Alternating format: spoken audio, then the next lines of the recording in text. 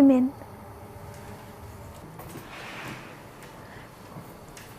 Quite a great deal recently, we've been discussing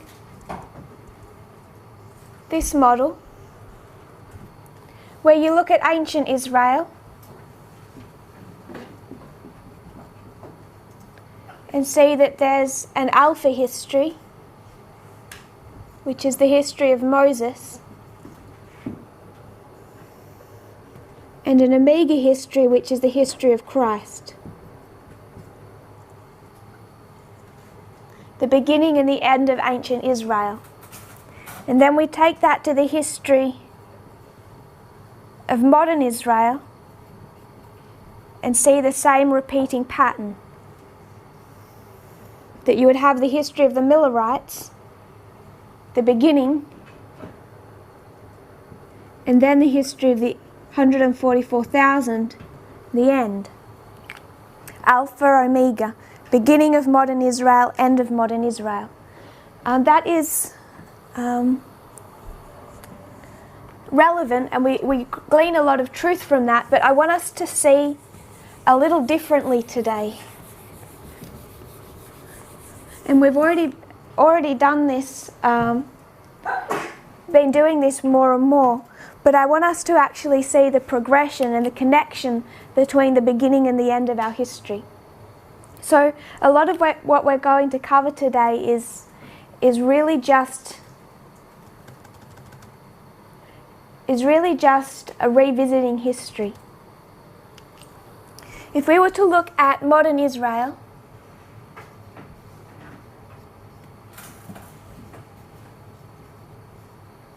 we could talk about the beginning of Adventism, or what I would like to talk about is the glorious land of the United States. And we mark it coming up in what year?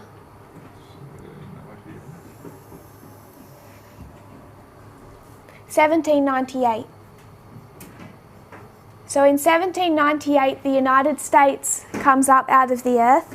Ellen White says it's rising to power. And here we have that alpha history, 1798. I want to mark this to 1863.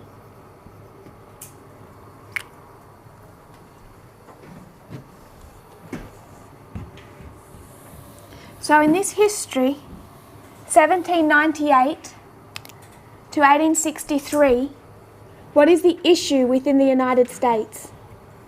What's the great issue within America? Slavery. This is all the issue about slavery. We find it dominated their election cycles. Really all through this history, it's not just... the issue is slavery, but connected to that is this concept of American exceptionalism.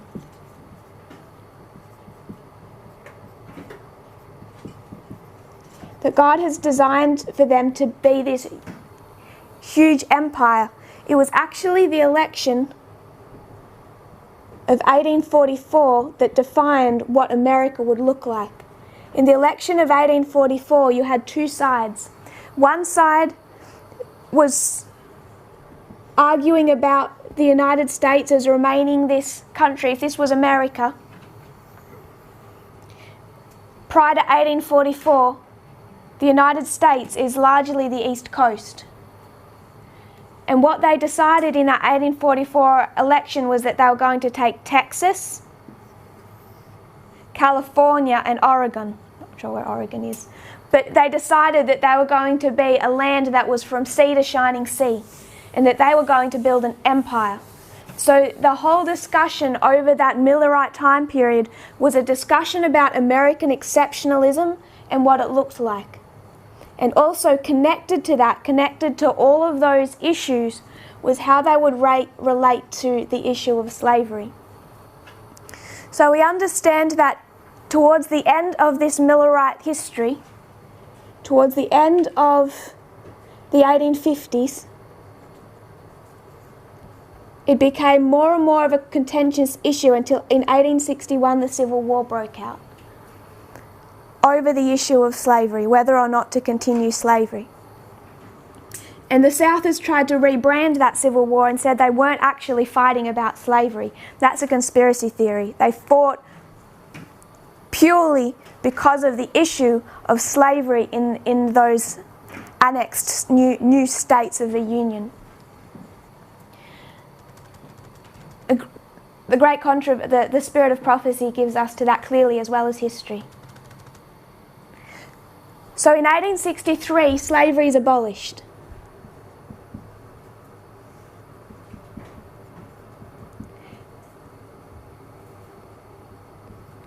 And here is where we would cut our line, and then we would create a new line from 1989.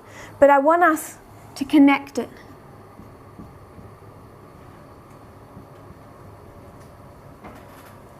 We connect it up to here, up to 1989. And we'll expand this line further as we go along. So the issue from 1798, from the time the United States arises, is the issue of slavery. In fact, slavery began in the same place, in the same city as American democracy. It was 1619 when the first first slaves arrived to the English colonies. But in 1798, as the nation is prophetically rising up out of the earth, the political tension is all over how this nation will relate to slavery.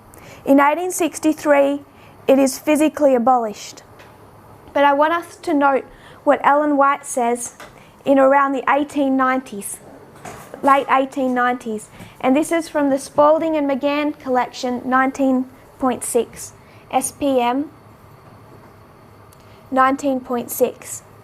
And I want us to go to just over halfway through. I'll begin the paragraph, and then we're going to go to about halfway through where she talks about the same spirit. She says, "There is a terrible crisis just before us, through which all must pass."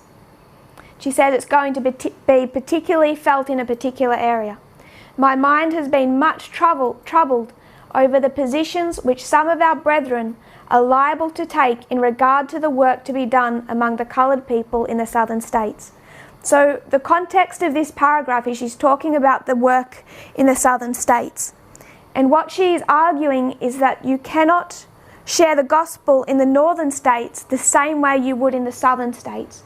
You have to change your tactics. If you're sharing in the north, you can be much more open with your thoughts. If you're sharing in the south, she says that you have to, like Jesus, speak in parables, essentially. You have to cover up what you're saying. And then she says why, about halfway through. She says the same spirit that held the coloured people in slavery is not dead, but alive today and ready to spring into activity. So it's the late 1890s. She's talking about the work in the northern states compared to the southern states, and she says in the south they must be much more careful. They must be much more careful in the south because this spirit of slavery has never died, and it's continuing through. And it's alive today in the 1890s. She says it's ready to spring into activity. The same spirit of oppression is still cherished in the minds of many of the white people of the South and will reveal itself in cruel deeds. Those cruel deeds are the manifestation of what? Segregation. In the paragraph she tells us, which are the manifestation of their religious zeal. So you have slavery literally abolished here, but this isn't just a story of slavery. This is a story of how the United States views itself. It's a story of how they view equality. And she says that they will oppress the coloured people by enacting cruel deeds. They will reveal their heart essentially in the manifestation of cruel deeds. And those cruel deeds are a manifestation of their religious zeal. So when it comes to this issue of slavery,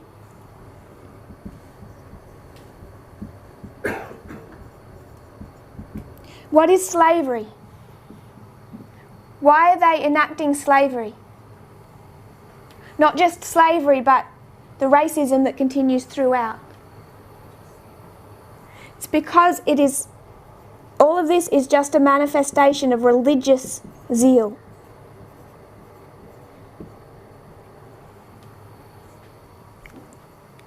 The oppression of the black people by the white is a manifestation of their religious zeal. It's directly connected to their Protestant beliefs. What does religious zeal mean? If you were to go to Romans chapter 10 verse 2, Paul is speaking about the Jewish nation. Romans 10 verse 2. We'll start at verse 1.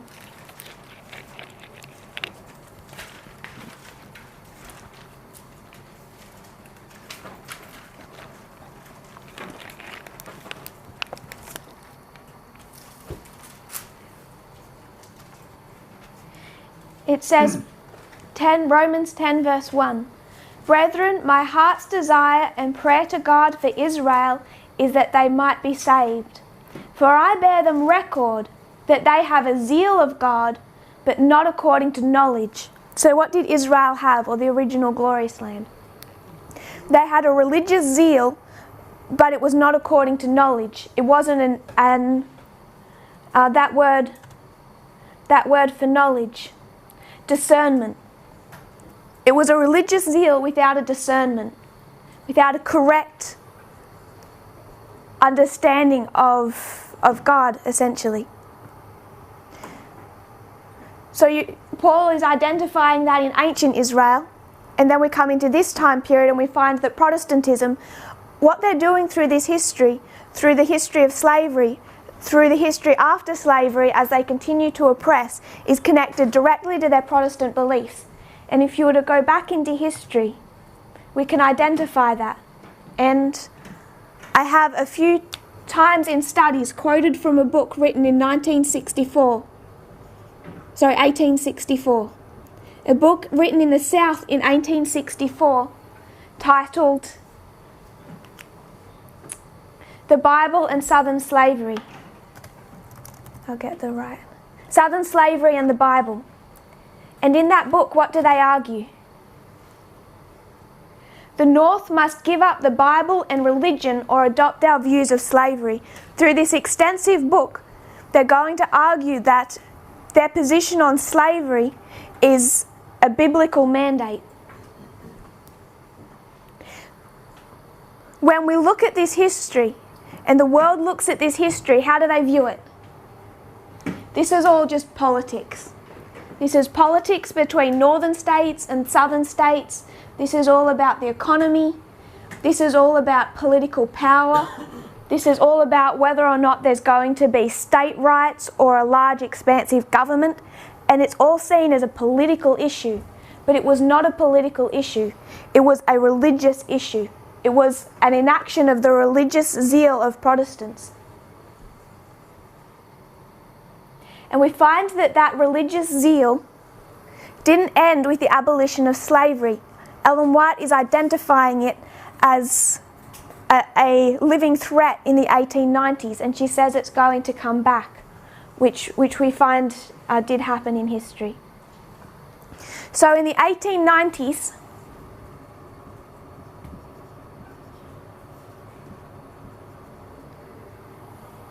they decided to bring in a law. It began in one state and then it spread.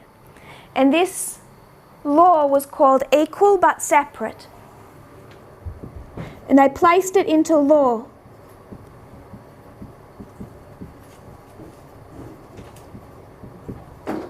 And what they are saying is black equals white, but that they must be separated.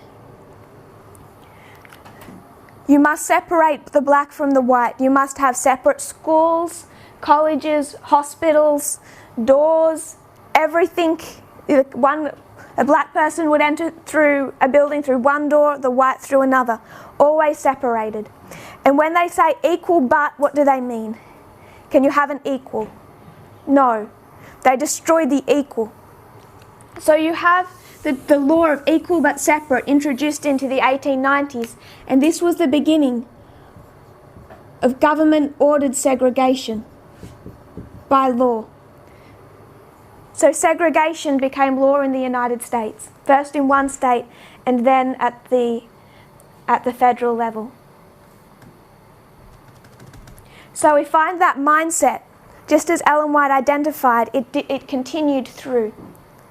That law continued, this law of segregation, until the 1950s. 1951. And in 1951, a collection of black families with little children decided that they wanted their children to have access to the same education as the white children.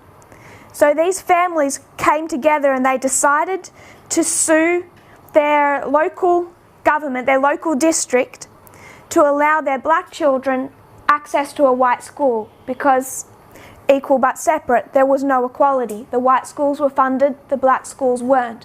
So they were never able to reach the same levels of education, of job opportunities, of anything on any level. So they said, if we want our children to have a future, we have to send them to a white school that's funded by the government. So in 1951, there begins a court case, first on the district level, and it was known as Brown versus Board of Education, one of the most famous court cases in US history. Brown versus Board of Education.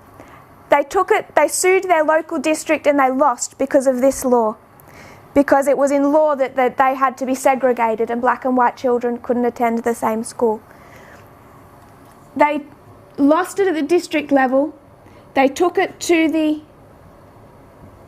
Supreme Court. And in 1954, they won the case. And the Supreme Court ruled that black and white children should be able to go to the same school. It ended this law of segregation. And this segregation began to be dissolved. You can mark the end of segregation beginning here, but it took time. It took time because there was such opposition, particularly in the southern states. And many of us are aware of what happened in Little Rock in Arkansas, where for a year the army had to take the little black children and lead them into the school. And there's the famous photos of these little children being led into a white school surrounded by the United States Army, because the white population was so opposed to the intermingling. The connection I want us to see is how this impacted Protestantism, because it's something that has been in existence in American history since it first arose in 1798. This enaction of first slavery and then persecution, segregation, was all part of Protestantism's religious zeal. They saw slavery as a biblical mandate. From Abraham, really from Canaan, through Abraham, through the nation of Israel who owned slaves, through the New Testament, the book of Philemon. They believed it was God's order that they should be a slave-holding nation. And they justified it by such ideas as they were taking the gospel to the heathen nations by putting them into slavery and forcing them to attend church. But this concept continued through this history, but the mindset of Protestantism never, ever stopped. So when this Supreme Court rules against segregation, what is the mindset of the evangelical leaders? Here's where we introduce one prominent evangelical leader, Jerry Falwell. And there were others, but he is the key leader of this history. Jerry Falwell saw this court case that ended segregation, and he said, if those Supreme Court justices and their associates had known the Word of God, had desired to do God's will, I am confident that the 1954 decision would never have been made. He preaches that from his pulpit in Lynchburg. This is a sermon. The facilities should be separated. When God has drawn a line of distinction, we should not attempt to cross that line. So he is preaching from the pulpit that this end of segregation is a violation of the Word of God. This is a manifestation of his what? It's a manifestation of his religious zeal. Because his mindset about segregation, about the separation of black and white, is all a manifestation of this. And this religious zealotry within Protestantism never died. It continued through history. It's this ending of segregation that starts to, you could say, mobilize the religious right in America. Falwell continued in his sermon. The true black person does not want integration. He realizes his potential is far better among his own race. He announced that integration would destroy the white race eventually. In one northern city, he warned that a pastor friend of his was already living next door to an interracial couple. He already sees this happening in not just in schools, but now they're also starting to live next to each other. And he sees this as a destruction of the white race. This escalates through the 1960s. 1960s, the civil rights movement within America. Jerry Falwell, in this history, attacking Martin Luther King as a communist subversive, a left-wing propagandist. So already he's starting to attack the civil rights movement. After the civil rights movement, he wasn't getting his way within the civil rights movement. He starts to pull back from making political statements. Around the later 1960s, he goes quiet, and instead he forms the Lynchburg Christian Academy. In 1966, he forms his Lynchburg Christian Academy. And it's described in the local newspaper as a private school for white students. So what he's done is, instead of forcing the political issue, he decides to sidestep politics, and he's going to form a private school. And the reason that he's forming a private school is because only the public schools were forced to end segregation. But he and other leading evangelical Protestants in the South start to create southern private schools where, because of their private status, they can enact segregation and refuse access to black students. And that's how they're going to make sure that, at least in the Christian communities in the South, they're able to enact segregation, which he would say is his religious right. At the beginning, this is successful, this attempt to circumvent integration. And he later calls it Liberty University. It's one of the largest Christian universities in the United States today. It's Liberty University. But beginning in the early 1970s, the government started to react against these private segregated schools. And the government wrote to them, because there was more than one school, particularly beginning with Bob Jones University, and the government told them, if you want to segregate your private schools, that's fine, but you lose your tax-exempt status. Now you have to pay taxes. This made Falwell furious. In response to this, he said, in some states it's easier to open a massage parlour than to open a Christian school. This made him extremely angry, that they would lose their tax-exempt status because of segregation. This is what began to unite these religious leaders together. Bob Jones University, Liberty University, Pat Robertson, Jerry Falwell, Paul Weyrich, they all started to unite over this issue in the early 1970s. And what they decided is, if we cannot sidestep the government and enact our religious beliefs driven by our religious zeal, then what we need to do is to influence the government, to take over the government.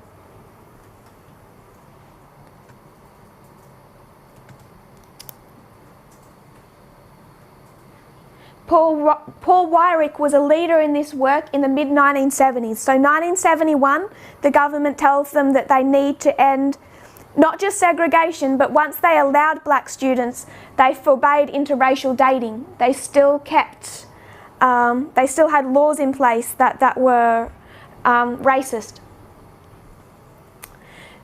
So from 1971 through the 1970s, they begin to form they begin to come together. They have meetings, they start deciding on their agenda, how they're going to be able to impact the government, to bring the government back around to what they believe is the biblical mandate. Paul Weyrich said that they must form a new political philosophy, pack it in non-religious language. So it has to look secular, it has to look political, not religious. When they achieve political power, then they can recreate the United States. He terms this as a holy war. We need to lead the nation back to the moral stance that made America great. We need to wield influence on those who govern us. American evangelicals had long steered clear of politics, but that all changed in the 1970s with the advent of the moral majority. And in 1979, they formed what was known as the moral majority.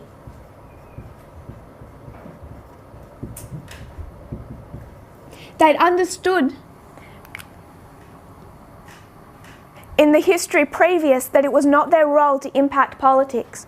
But because of this history, and there's more connected to this history, you have women's rights, you have gay rights, and you have the civil rights movement. There's 3 different rights movements developing in this history. It was particularly this end of segregation that mobilized them. American evangelicals had believed that they should steer clear of politics, but that all changed in the 1970s and they formed this coalition, the Moral Majority. A professor of religion at Dartmouth College, Randall Balmer, for really the first time in any significant way, evangelicalism becomes interlocked with the Republican Party. They're not just working with any politicians. Once they begin this political movement, they're targeting one political party, and that is the Republican Party. They become interlocked. And you see an alliance develop between Ronald Reagan and the evangelical leadership, known as the Moral Majority. The Moral Majority was politically active for 10 years, from 1979 to 1989, and their first agenda item was to get Ronald Reagan elected. They succeeded with that in 1980.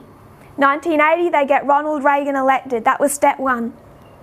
And this is straight from Jerry Falwell. 1980, they get Ronald Reagan elected. 1988, they get George Bush elected. Step 2. They've united with the Republican Party. They have placed 2 presidents in power that they believe will enact their political agenda. First Reagan and then Bush. In 1989, their 10-year movement dissolves. And Jerry Falwell says the religious majority, the moral majority, are now firmly in place. They will continue to impact politics for the generations coming. I want to quote one sociologist, Martin Reisbrot.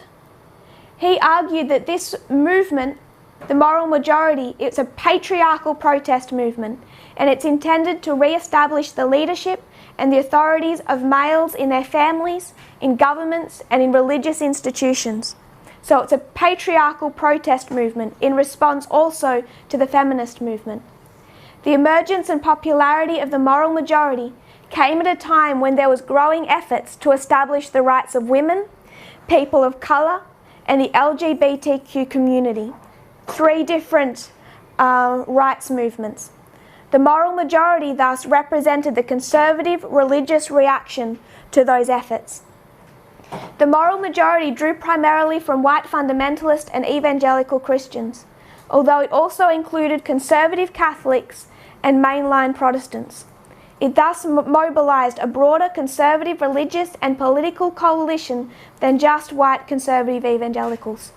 Through its 10 years of existence, the moral majority became a decisive and powerful force within conservative politics and the Republican Party. Falwell and the moral majority worked with other equally conservative, evangelical and fundamentalist Christian leaders James Dobson, Tim LaHaye, Paul Robertson, Phyllis Schlafly, and others. Ultimately, this broad coalition of conservatives, mostly white Christians, came to represent the religious right. It had an enormous impact on both the Republican Party and on public policy. Beginning with Reagan, particularly Reagan, the Republican candidates recognised the power of the religious right as a voting bloc, and they routinely visited evangelical and fundamentalist institutions such as Liberty University, Bob Jones University, etc. It was the efforts of the moral majority and other important organisations within the religious right, such as the Eagle Forum and the Focus on the Family, that led to the defeat of legislation such as the Equal Rights Amendment. That was an amendment that was supposed to be made to the Constitution declaring that women and men are equal and should have equal rights. They defeated that. Also to block legislation furthering LGBTQ rights. Similar issues echo today as well, presented in the guise of religious freedom for Christians. I want us to remember that statement. We're going to finish with it. Similar issues echo today. Falwell's move into politics detailed a shift in his theological perspective. He moved from a separatist stance that taught that God controls everything, including politics, to one that required human action to fulfill God's intended destiny for America. So prior to this history, there was some understanding that God controls politics, we'll stay out of it. Once all this begins to be enacted, his stance changed. And how he sees it now is that God is going to control politics through his people or the Christian right. So we have to be active if we wish to fulfill God's will for the nation. Falwell died in 2007, and his efforts to combine his religious and political commitments have fallen to his son, Jerry Falwell Jr. Jerry Falwell Jr. is made after the exact same material as his father. He's continued all of that conservative Republican thinking to the extreme that he's encouraged, even advocating that students at his own university carry guns. He built a shooting range on campus to demonstrate his approval of the Second Amendment rights, or his interpretation of it. Recent scholarship argues that the white Christian America, upon which the religious right remains dependent, is in decline. Yet in the 2016 election, 81% of them voted for Donald Trump, making Jerry Falwell Sr. and his legacy as important a figure for the Republican Party as Ronald Reagan.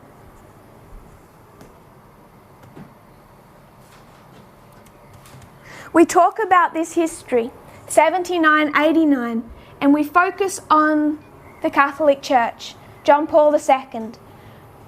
It's easy for us to slip into our Adventist conspiratorial mindset, and we see there's this secret alliance that wasn't that secret, and we picture John Paul II, there's probably a black pope and some evil people behind him. They're probably into some cult action.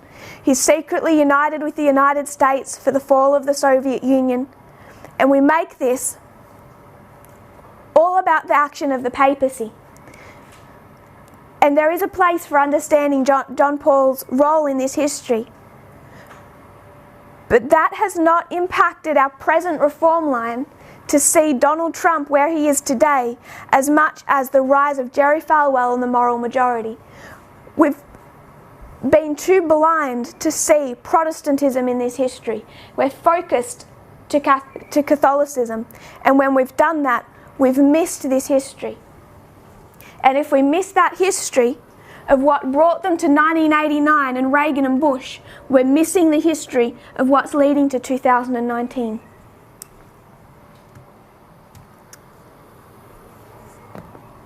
So I want to draw this line down below, our reform line.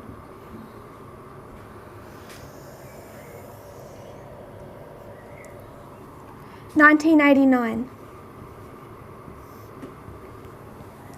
If we were to look at 1989, we have two presidents, Reagan and Bush.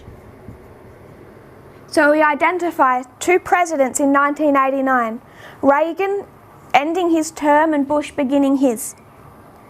So 1989, the beginning of our reform line. What brought us to 1989 was the 10 years of the moral majority, where the morality of the so-called majority decide to enforce their morality on the minority through politics.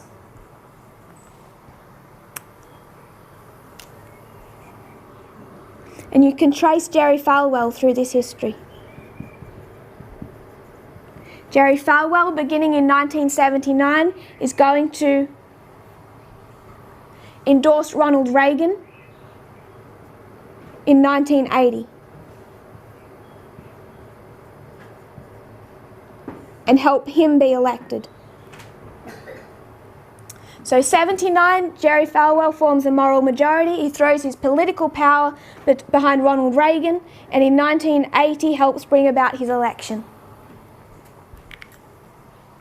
I want to go a little bit faster through our history because I want to come back and bring Donald Trump into this story, connect him through these waymarks. Because really we're looking at two different subjects. When we come to our history, particularly from 2014, we begin to see the Republican Party and the evangelical right, but we also begin to see Donald Trump, and the two paths begin to become one. But really you can trace them all the way back into this history, and we will do that. So if we skip through a little bit more quickly. We come to 1996, and Jerry Falwell again goes on a tour of America, and it's really a political tour, trying to encourage pastors to become politically active. The problem that they're facing in this history is that their views are quite radical. Right back from this history, they're pro-segregation, they're against women's rights, they're against gay rights, and they're against black rights or the civil rights movement. They're against all of those things, and they've had to change their tone as they've gone through this history and been losing the fight. But when they have Ronald Reagan elected, by the time he's in office, he's not fully enacting their vision of what they want done. Reagan, to them, it was good, but it wasn't good enough for Jerry Falwell. And George Bush the same. And then you have a Clinton presidency, and they start to see their goals undermined. Clinton, early on in his presidency, trying to allow homosexuals to join the army, and he was torn apart for that. So particularly the Clinton years. But then you come to 9/11, and I'll just review this quickly because many of us are familiar with his history. 9/11, you have the terrorist attack, and how does the evangelical right respond to that, including Jerry Falwell? They blamed the attack, the 9/11 attack, on America's decadent acceptance of feminism and homosexuality. They're becoming less outspoken about the race issue because that becomes less politically correct, but they've still got two others to target. Feminism and homosexuality. The daughter of Billy Graham, she says that we've abandoned God as a nation. We backed away, He's withdrawing His favour from us. That's why God allowed 9/11 to happen. So she says this is punishment of God because of our immorality. She says that as a nation we've shaken our fist in God's face. We've told Him to get out of our politics, out of our schools, out of our businesses, out of our marketplace and off the streets. God has backed away. And her brother has voiced very similar thoughts. Both are children of Billy Graham, particularly noting Jerry Falwell and Pat Robertson. Soon after 9/11, they asserted on US television that an angry God had allowed 9/11 to succeed because the United States had become a nation of abortionists, homosexuality, secular schools and courts, and the American Civil Liberties Union. They say this is just the beginning of the judgment of God.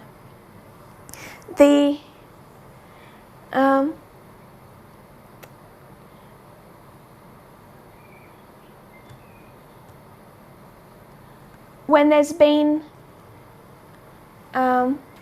natural disasters, such as New Orleans, again, conservative ministers here, Kevin Swanson, said Jesus sends the message home.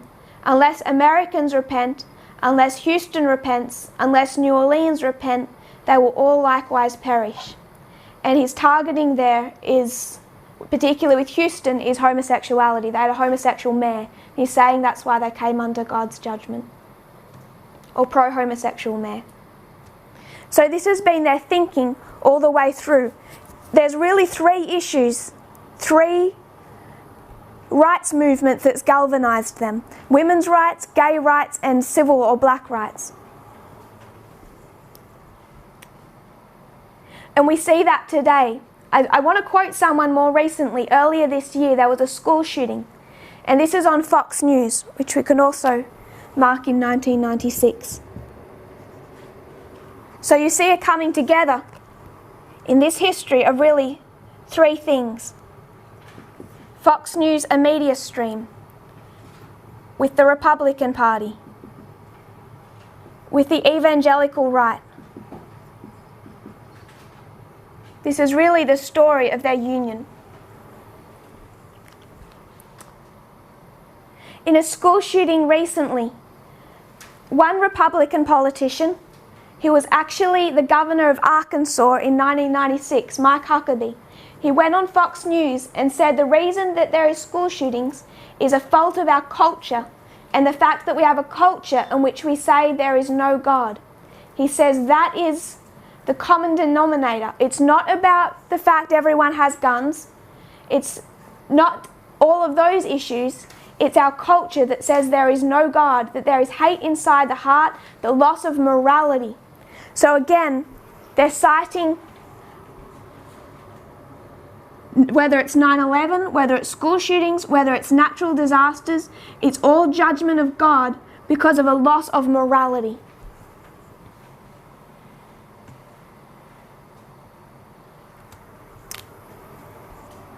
In this history, we go from a Reagan presidency, a George Bush presidency.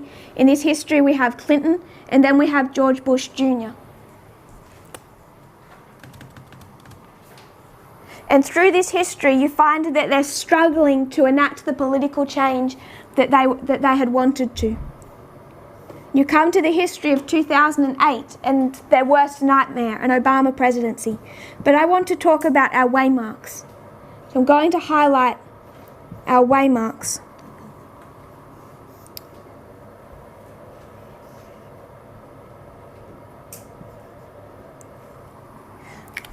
they've begun back here, but they're not achieving the political change that they had wanted, even within their own Republican candidates. These are the waymarks that we place on our reform line: 1989, 9/11, 2014, 2019. And within here, 16 and 18.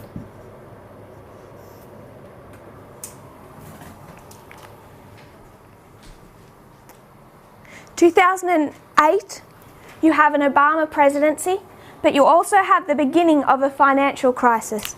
And that financial crisis bottoms out, or it reaches its fullest extent in 2009.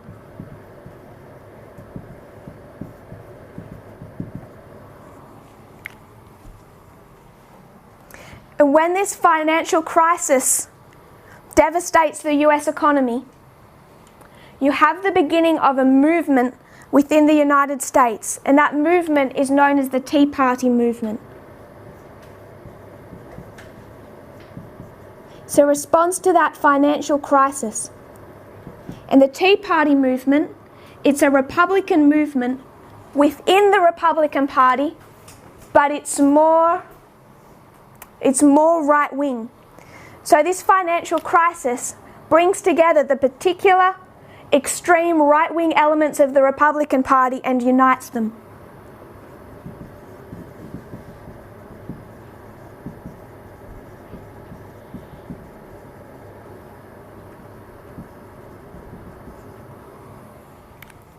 I want to quote, this is from the Washington Post. One important group blazed the path Trump followed. The Tea Party movement, in substance and style. Trump realized the agenda that movement, those Republicans, forged from 2009. What distinguished Tea Party Republicans in the House was not their views on fiscal issues, but their views on social and racial issues.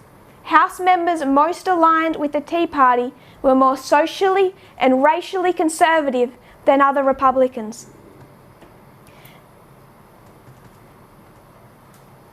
It rose as a fringe wing of the Republican Party, and again, this isn't just economic. This is them uniting on social and racial issues. Its ideological underpinnings are often described as opposing government intervention in the economy. Yet it was also aligned with the conspiracy theory regarding Obama's birth. Scott Reynolds Nelson, a historian who studies the politics of American financial crises, said that the Tea Party movement is precisely the type of fringe group that often rises up in the wake of an economic calamity. Within other major panics, conspiracy theories can flourish and elevate extreme politicians who seek to paint their political opponents as the root of the pain felt by voters.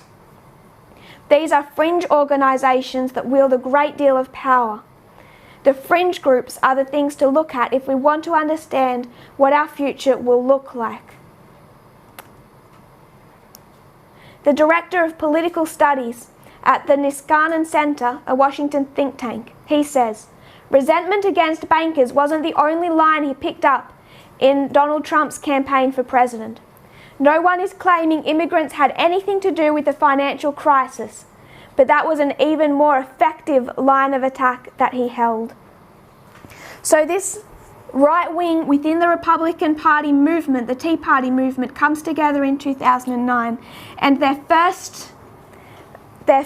what characterizes them is conspiracy theories. This is Obama's birtherism. So it's not just about economic policy. This is also about social, racial issues and conspiracy theories. And you see in that history, Donald Trump begins to question Obama's birth, saying that he wasn't actually an American citizen, saying he was born in Kenya, all of those, that conspiracy theory. And he found that the more he questioned it, the more he became popular. There was a response. So out of this economic collapse comes a populist fringe movement within the Republican Party. It has its basis in conspiracy theories and race and social issues. particularly regarding Obama, and it begins to pin the blame for the country's economic woes on immigrants. This is all a repeat of the history of Nazi Germany. When the economy of Germany collapsed in the late 1920s, early 1930s, what did Hitler say? How did he use that? He used it for his own political agenda, saying that the economic trouble within Germany was the fault of who? The Jews. He used conspiracy theories to wield political power, to manipulate the people. Indeed, the financial crises made Americans more comfortable expressing views that were anti-immigration, according to a study published in the International Migration Review in July. Post-election survey data suggests Trump's appeal was mostly due to a fear of cultural displacement among white working-class voters. A more recent study in the Proceedings of the National Academy of Sciences also challenges a simple economic anxiety narrative. The findings suggest that white, Christian, male voters turned to Trump because they felt their status was at risk. It's the exact same issues that they're struggling with in this history when they're finding their status at risk. So in 2012, you see this really, you have all of this happen in the Obama years, and then their worst possible nightmare for the Republican Party, something that they swore they would never allow to happen, and it's Obama's re-election. And now those fringe elements within the Republican Party come together, and they're essentially saying whatever it takes, whatever they have to do to make sure that the next president elected is not one after the cut of Obama. They want a conservative Republican. And from 2012 forward, you have Steve Bannon, what he would call the Judeo-Christian West, begins to mobilize and prepare for the next election cycle. And we've done studies and seen Steve Bannon's work in this history. It's really the mobilization of the Republican Party in 2012, and they begin to work with a company that we have discussed before at some length, SCL and Cambridge Analytica. Those companies are attempting to use those disillusioned, particularly white Christian male population, to use those race and social issues to their advantage, to manipulate the public into voting after their own agenda.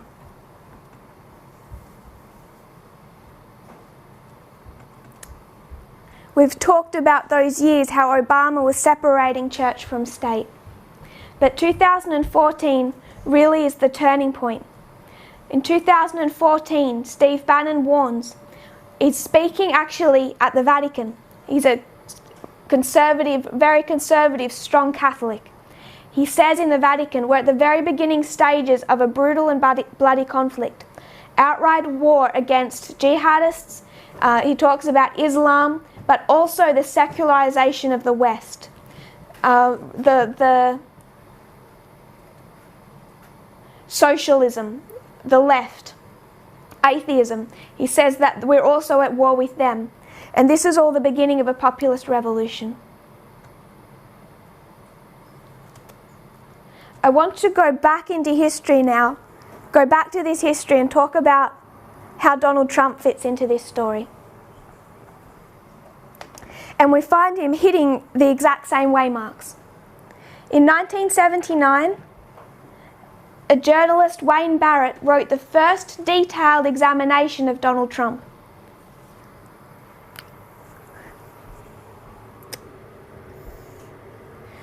It was a two-part, two articles. One article really in two parts. And he'd for months worked on this story, conducting a detailed examination into Donald Trump and his business practices.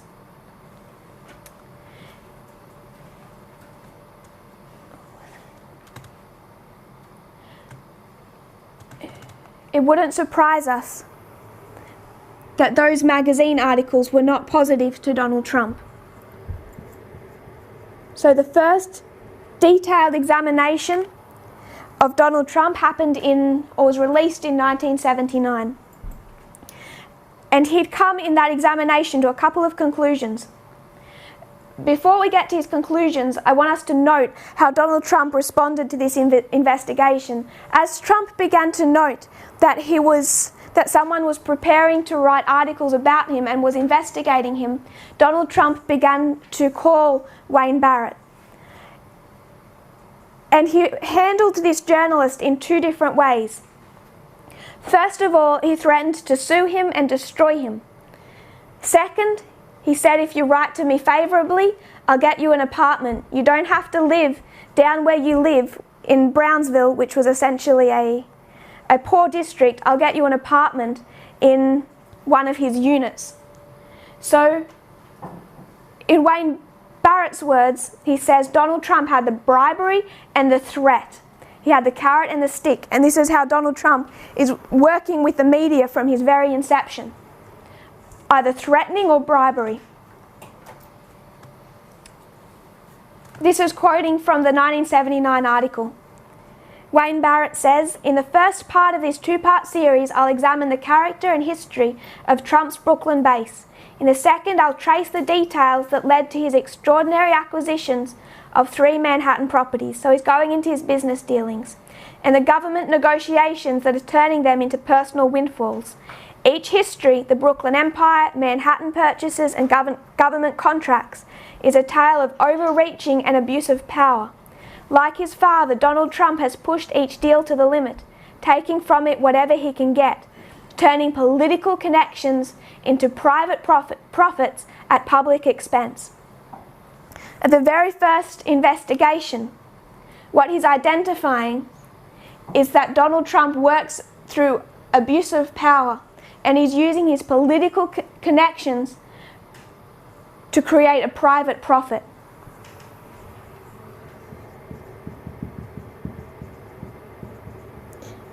And he inherited those political connections from his father, who had powerful connections to politics.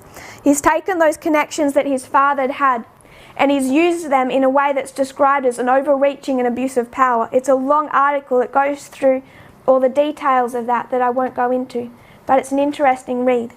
But the other two points that he investigates and notes in these articles is how Donald Trump leased his properties.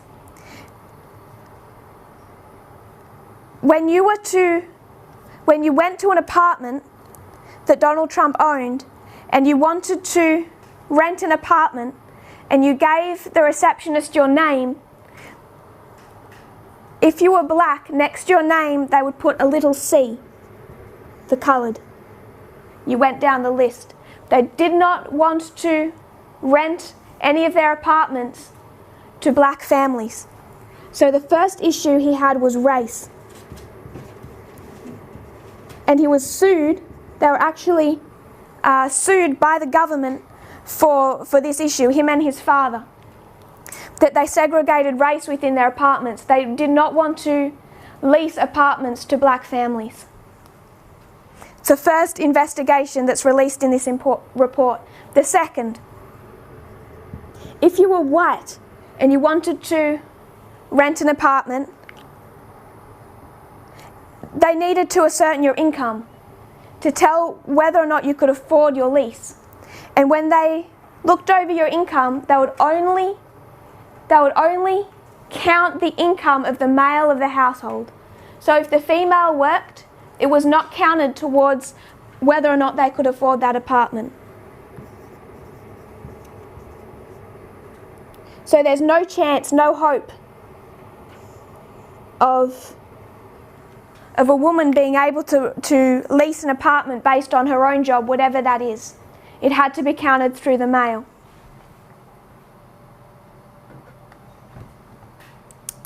It's actually later, 2011, Donald Trump was asked about whether or not he would hire working mums. He said, "A working mother is not giving me 100%. She's giving me 84%, and 16% is going towards taking care of children.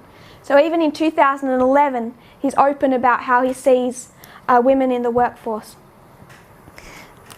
That's 1979. In 1988, he hints for the first time that he has political ambition. And this was in an interview with Oprah Winfrey. And he's complaining in the same things in that 1988 history that he complains about in 2016. American allies aren't paying enough. We're being ripped off. The Japanese are living in the lap of luxury while we protect them, or all of the same thinking that he used within the election. Oprah says to Donald Trump, "You sound like what you're saying sounds like political presidential talk." Donald Trump responds, he probably wouldn't run for president, but he would not rule it out entirely. He's tired of American allies taking advantage of them. He says that America would make a lot of money if he was president. He says, "The way America has been is not the way it would be under me, believe me." So it's the first hint at political ambition. And the host of that show picks up on that. 1989, his first cover on Time magazine. January of 1989. I actually want to go, there was two news articles, two journalists who wrote of where we are in 2019, and they tried to pin it back. How did we get here? How did we get to this situation in 2019? Those two articles took two different approaches. One said, it's all because of 1989. The second said, it's all because 2014. So I want to look at the first that spoke of 1989.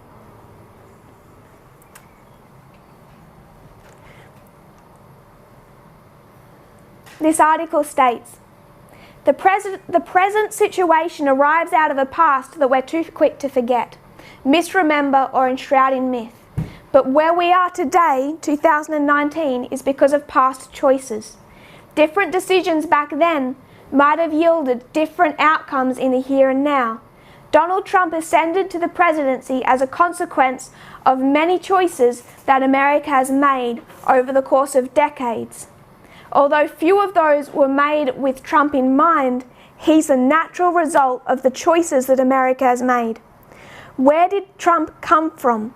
How can we account for his presence as Commander-in-Chief and leader of the free world? They begin that journey of where it all began in 1989, the fall of the Berlin Wall. As the Cold War wound down, members of Washington's Smart Set declared that the opportunities now presenting themselves went beyond the merely stupendous. Indeed, history itself had ended. United States is the planet's sole superpower. Liberal democratic capitalism was destined to prevail everywhere. There would be no way except the American way. In fact, the ending of the Cold War should have caused them to reflect about the many mistakes, moral compromises that America had made from the 1940s through the 1980s. But they had no interest in revisiting their mistakes, certainly not in remorse or contrition. Instead, they became fueled by extraordinary hubris or gadal and a pattern of reckless behavior informed by an assumption that the world would ultimately conform to the wishes of the indispensable nation. So what's the issue up in this history? American exceptionalism. The end of the Cold War, what's driving them again is this concept of American exceptionalism. The one world superpower. And they have to define what that looks like. They made the wrong choice in this history. They made the wrong choice in this history at the end of the Cold War.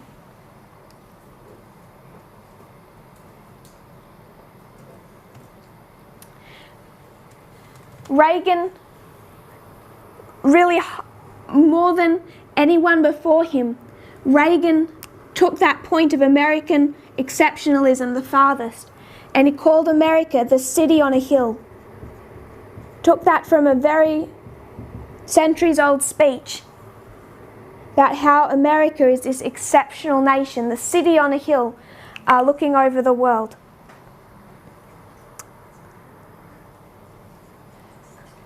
In 1989, we could discuss Trump there. He's on the cover of Time magazine. He turned 50 years old. It's also, if we want to trace him through this history, it's also in 1989 that his wife accuses him of rape, and that's a pattern that we see continue through. The next time you find him accused of rape is 1996, but it was his wife in 89, ex-wife. Sorry, 1996 he turned 50, not in 89. 1996 he turns 50. He bought the Miss Universe organisation and immediately began to attack the weight of the woman who won that Miss Universe pageant, and that's something people still discuss. He called her an eating machine and just destroyed her because of her appearance in 1996. So you can trace his behaviour through that history. He also, in 1996, unites with an American company in a plan to extend his business practices into Russia, with the idea of building a hotel in Russia. That plan falls apart, but people go back to that history and start tracing how he's interacted within Russia. In 2000, he began his first presidential campaign, and that failed. He pulled out of that race, but in 2000, if he had have been successful, 2001 he would have been made the US president right back then. But that first campaign ends in failure. I wanted us to note how he responds to 9/11, because this is still a subject again today. He used 9/11, that natural disaster, as fuel for his personality cult, and he still speaks about it today, how he was there on the ground, how he saw people fall from the building even though he was 4 miles away in Trump Hotel.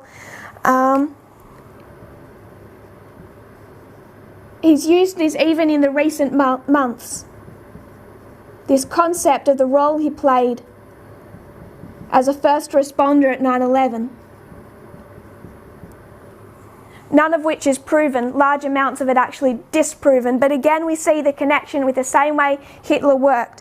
Hitler used national disasters to fuel his personality cult, and Donald Trump has done the same thing all the way through. He also says Muslims celebrated and danced as the towers came down. Another, again, conspiracy theories, personality cult. In 2009 we begin to see a change. 2009, first of all, he joins Twitter, which has changed politics as we know it. And second, he becomes a Republican.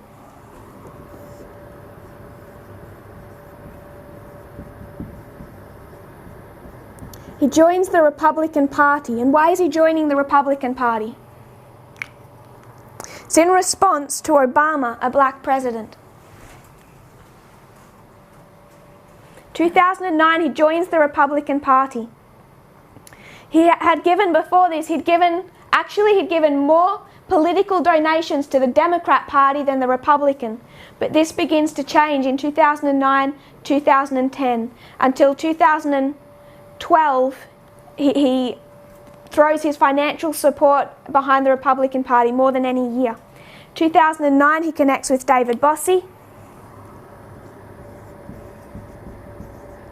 David Bossie is a prominent Clinton conspiracy theorist. He worked against the Clintons when Bill Clinton was president, and he has more than hardly anyone else fueled the conspiracy theories around the Clinton family.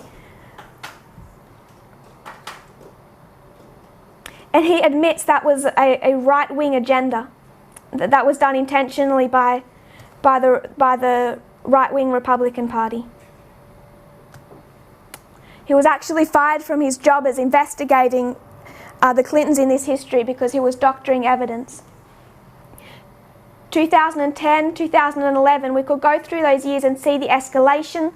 David Bossie introduces Donald Trump to another major player, Steve Bannon. So these people start to connect. Steve Bannon, 2010, is introduced to Donald Trump. In 2011, Trump conducted preliminary talks to consider another bid for president. He meets with evangelical leaders and they tell him it is not yet the right time. Bannon tells him it's not yet the right time. In late 2013, Donald Trump met with a number of Republicans to discuss a possible run for governor of New York. So in the late December of 2013, Donald Trump is starting to think about re-entering politics or entering politics. And the first step that he's thinking would be as governor of New York. And the concept written up in this document that the Republicans give to him is that if he starts with governor of New York, it's the first step to what can, in a couple of years' time, become a presidential bid. So he's already beginning here with presidential ambition. January 2014, a small number of political operatives met privately with Trump in Trump Tower. The chairman of the Erie County Conservative Party recalled that he brought the necessary papers for Mr. Trump to form an exploratory committee to run for governor. Donald Trump was considering the idea.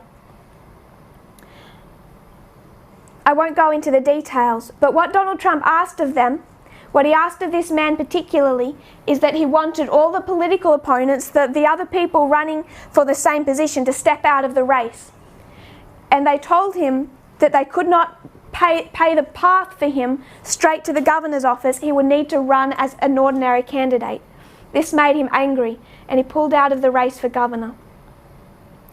2014, he makes the statement on Twitter, "While I won't be running for governor of New York State, a race I would have won, I have much bigger plans in mind. Stay tuned, will happen." I would suggest in 2014, he's already planning his political career. It won't be governor of New York. He has bigger plans in mind. Stay tuned.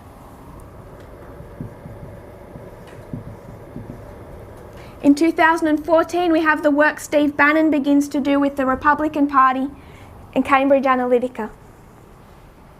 This is where we begin to see the different agendas unite.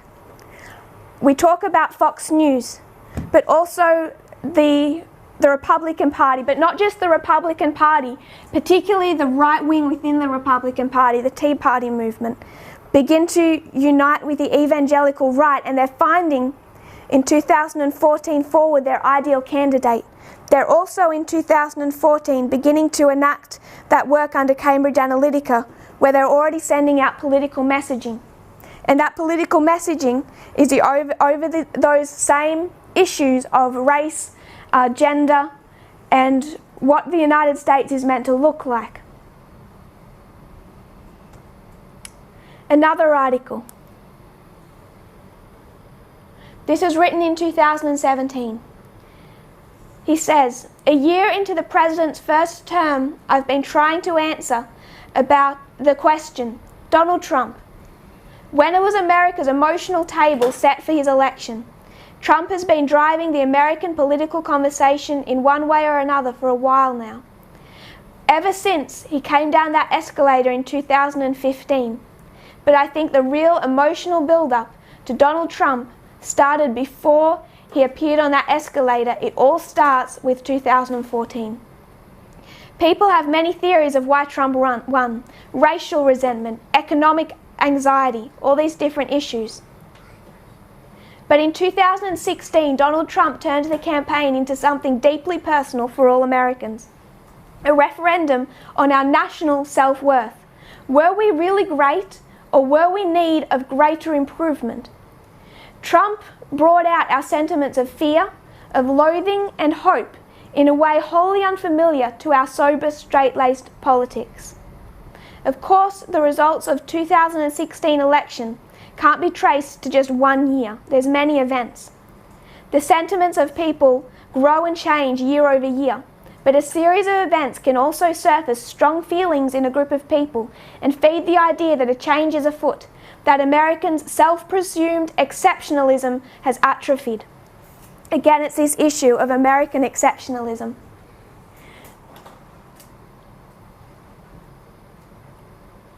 Perhaps that's why the themes of fear and mortality that hovered over the 2016 election made some sense with 2014 in the rearview mirror. It's hard to tell how long it takes for an emotional response like mine to get into the political bloodstream of a country, but when pricked by the right needle, America's primal worry and righteous anger bled out into an election, and it's all those events of 2014 that paved the way for 2016. It lists them. You have Black Lives Matter, the racial issues, you have America entering Syria, you have Russia taking Ukraine, you have ISIS and what they did in 2014 to their captive American citizens. So all of these issues of 2014, what it has done to the American public is made them question their American exceptionalism that they were promised in 1989. And they find a candidate who promises to bring it back. We understand this from the internal, that 2014 is the waymark of Sunday law, and that there is a message unsealed that continues to swell. It's going to swell to the loud cry, or for our history we would call it the midnight cry, all of which comes down to this period of test.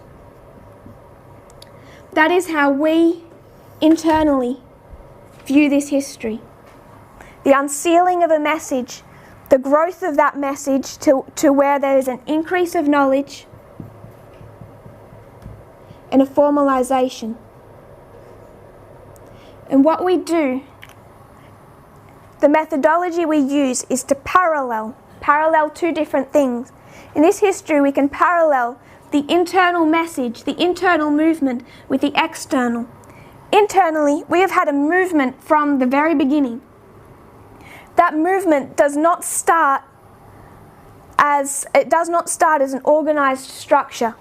It takes time to grow and develop. But from 2014, you can mark organization entering into this movement progressively. The message is not all understood in 2014. Instead, it has to grow and swell to where it is formalized at this waymark. If that is how the internal message behaves, what about the external message?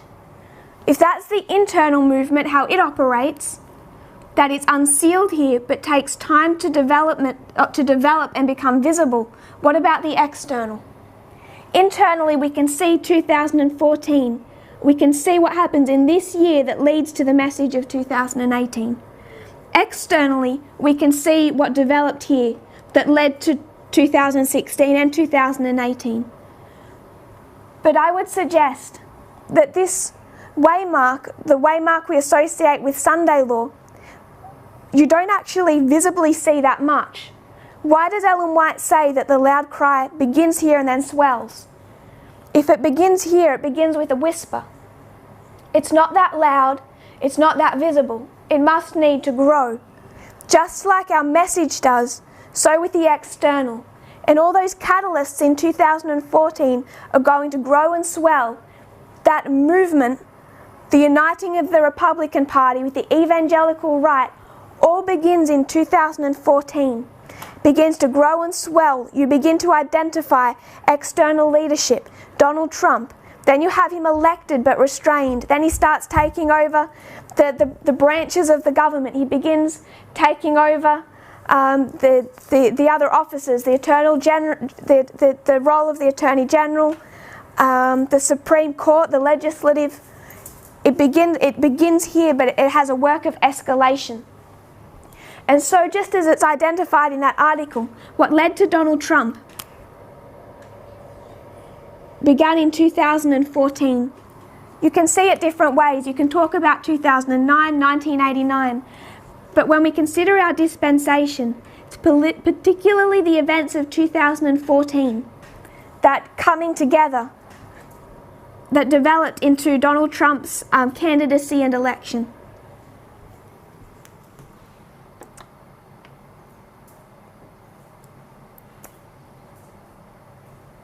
We became organised in that history, they became organised in that history. And I would suggest that behind all of this, whether it looks political or not, is a religious zeal.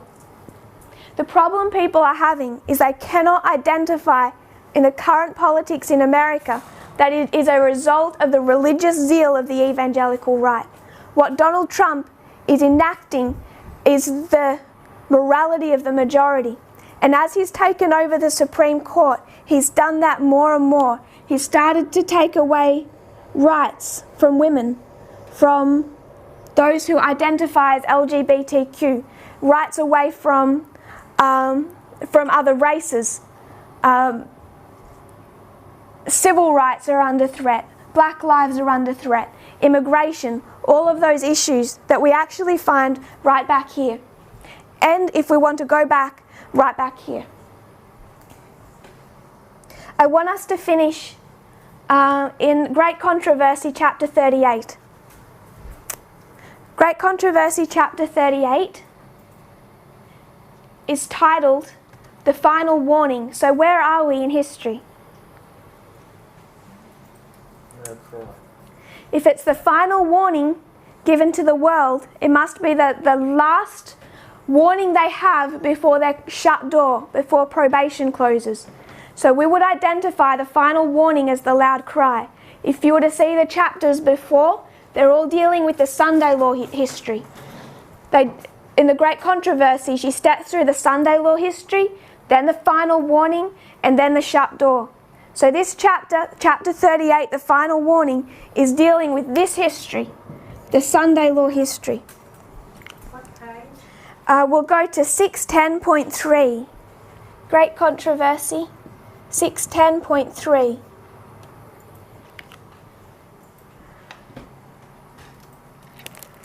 She's talking about the history of the loud cry.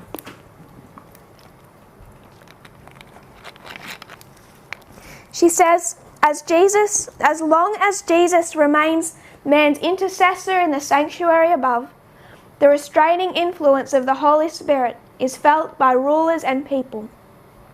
It still controls to some extent the laws of the land. Were it not for these laws, the condition of the world would be much worse than it is now. So what is she saying about this history? We understand that the loud cry history after the Sunday law, what's happening to the Constitution, the laws of the land. They're being broken down. But she says there is still a restraining influence felt by the rulers and the people. It still controls to some extent the laws of the land. So there are still laws restraining the powers that be from enacting their dictatorship. While many of our rulers are active agents of Satan, God also has his agents among the leading men of the nation. The enemy moves upon his servants to propose measures that would greatly impede the work of God. But statesmen who fear the Lord are influenced by holy angels to oppose such propositions with unanswerable arguments. Thus a few men will hold in check a powerful current of evil. What's happening in this history? You have Satan's agents,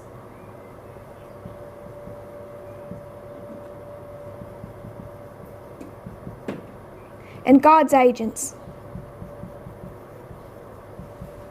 And what are God's agents doing to Satan's agents? They're restraining them through unanswerable arguments. They're holding in check a powerful current of evil. So where's the current of evil? Here. The opposition of the enemies of truth will be restrained so that the third angel's message may do its work. We're in the history of the third angel's message. And so that we have time to do this work, God has agents within the government holding back the tide of evil. When the final warning shall be given, it will arrest the attention of these leading men through whom the Lord is now working, and some of them will accept it and will stand with the people of God through the time of trouble. So in this history, we're not talking about this movement, God's agents, and Satan's agents, or some nebulous force. We're talking about US politics and two groups within US politics that between the midnight cry and the shut door are pulling from opposite ends. Satan's agents are bringing about a current of evil, and one is acting as a restraint. Why is it that in this history we're tracing the events of an internal civil war? Because one is a tide of evil and one is a restraint to that tide of evil. Why is it that in 2018 in October we predicted that in this history there would be an impeachment? Why do we see an impeachment here? Because there is one side that is working to restrain the tide of evil. People don't like it when we call that restraint the agents of God. But we don't do that. Ellen White does that in The Great Controversy. People identified as God's agents, they are the ones on this side of the argument. If you want to be specific, those impeaching Donald Trump, by and large 99% Democrats who have the only hope of accepting the truth and joining God's movement when the final warning's given. Some of them will accept it. Some of those on this side, not some of those on that side. She's identifying externally two streams of information.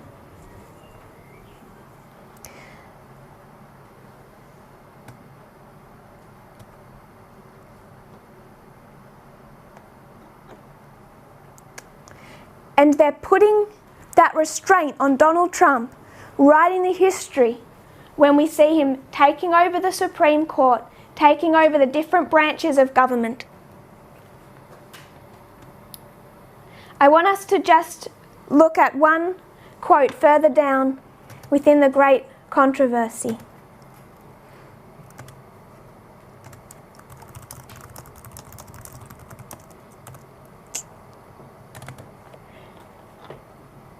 It's just the first sentence of 611.3.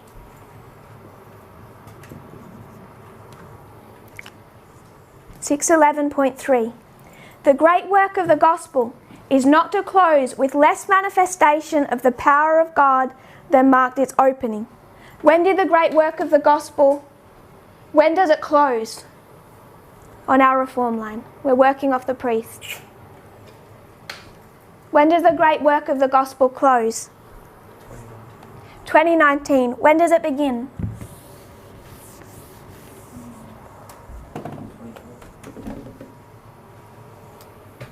When will we say that that work began?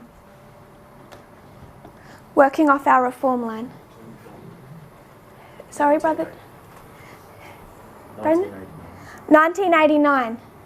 That's when I would suggest we would mark the beginning of this work if we're going to take that phrase to our reform line. I want to use that phrase, and I don't want to talk about the internal, because we can see that we're ending the way we begun, but I want us to see the external. The external, the way this came about, is the exact same way this came about. If we're to line up 2019 and 1989, it gives us the ability to cut our reform line. If we were to overlay the closing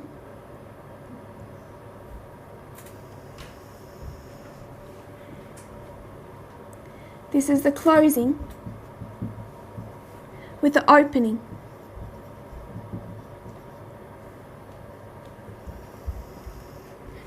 So we're talking about the closing, so what is this waymark?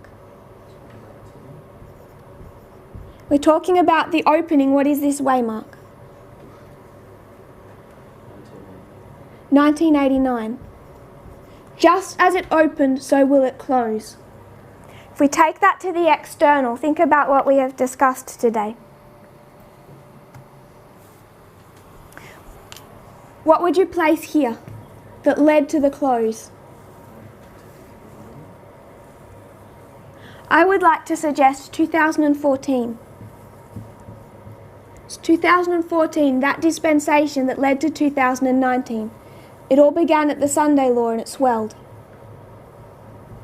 If this is 2014, this is 1979. It was 1979 that began the work that led to 1989. It was 2014 the work that led to 2019.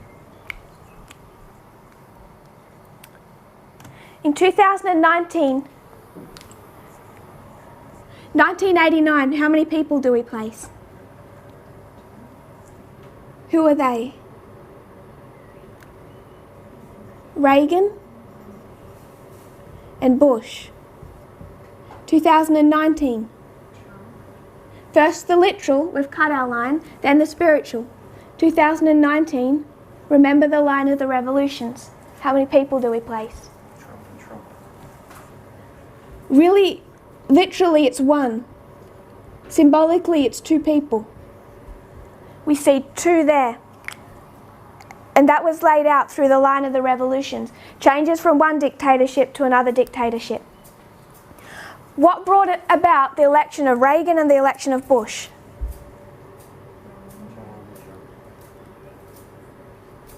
That was the work of the moral majority.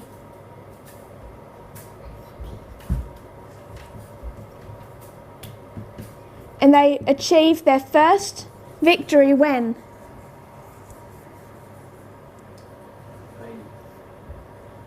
1980, with the election of Ronald Reagan. The moral majority, and that moral majority is headed by who?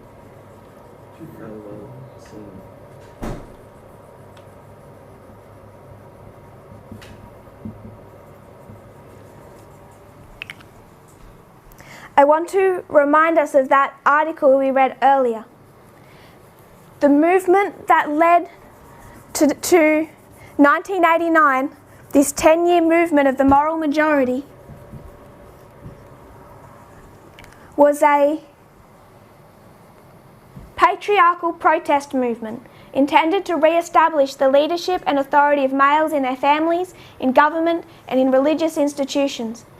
It came at a time, it emerged at a time when there had been a growing effort to establish the rights of women, the rights of people of colour, and the rights of the LGBTQ community.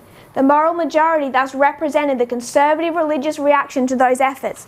It's an example, the manifestation of their religious zeal that led to 1989. The moral majority drew primarily from white fundamentalist and evangelical Christians, although it also included conservative Catholics and mainline Protestants. It thus mobilized a broader conservative, religious and political coalition than just white conservative evangelicals. There was also a Catholic involvement. Is there a Catholic involvement in this history? Steve Bannon.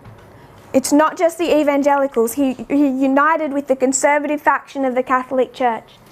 Furthermore, it was the efforts of the moral majority and other important organisations within the broader religious right, including Focus on the Family, that led to the defeat of legislations as the Equal Rights Amendment and efforts to block further equal rights amendments within those three groups. Similar issues echo today in 2019, as well presented in the guise of religious freedom for Christians. It's their religious right to own slaves. It's their religious right to segregate. It's their religious right to dictate their morality onto the minority. All through this history, we have them argue that it's their religious right to hold these principles. And it's always that same argument, and it's always connected to their religious zeal. It is not a wholly political argument. Jerry Falwell led to Reagan, led to Bush. 2015, early of 2016, you have Jerry Falwell Jr. throw his political weight behind Donald Trump. Jerry Falwell led the evangelical right to endorse the candidacy of Donald Trump. His father, Jerry Falwell Sr., united the evangelical right to endorse Ronald Reagan and had him elected. They followed the same pattern, and it's been the same work with the same mindset. The same mindset that brought us Donald Trump in this history is what began our reform line at the very beginning, and it's the same issues that have galvanized them. The same issues of equality, not just race, which is evident through the right-wing the right-wing movements, but also there are issues of equality when it comes to gender and when it comes to homosexuality. That's what led us to 1989, and it's what led us to Donald Trump in 2019. People say that everything we're teaching is politics and it's a political movement, but what they haven't identified is that all of these race issues was a manifestation of the religious zeal of the Protestant churches. And what we're seeing today under Donald Trump is the exact same thing. The religious zeal of the Protestant conservative movements. So what we expect to see when we come to 2019, I want to remind us, Ellen White places us in this history, and when we talk about impeachment, we should be looking at it with our prophetic glasses on and actually see what God's doing. It's not just the fulfillment of a prediction that we made back here. What we're seeing is a fulfillment of the great controversy, where we see God's agents, those politicians, working as a restraint against the current of evil. This is a fulfillment of prophecy that goes back farther than 2018. And when you're willing to identify it as such, you have to identify two streams of information and which agent represents which master. If you kneel with me, we'll close in prayer. Dear Father in heaven, thank you for our blessings. Thank you, Lord, that you have shown us where we are in history. Lord, we cannot have confusion. We cannot be confused as to where we are. You have laid it out so plainly for us. I pray, Lord, that you will help us to grasp these things. It is a lot of information, but Father, I pray we will understand the concepts, that we will settle into parable teaching, settle into these fundamental things that we can trust that you are showing us. As you promised, that you would reveal to your servants the prophets, you are showing us these momentous events and what they signify for us. I pray you'll bring to us greater clarity and that our feet will become more firmly established in your truths. I pray this in Jesus' name. Amen.